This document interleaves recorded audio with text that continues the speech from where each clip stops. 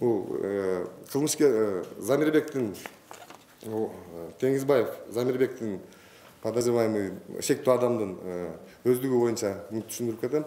Бул адам өзү деген Россия Федерациясынан 2017 Орусия Федерациясынан 2017 жылы Кыргызстанга келген.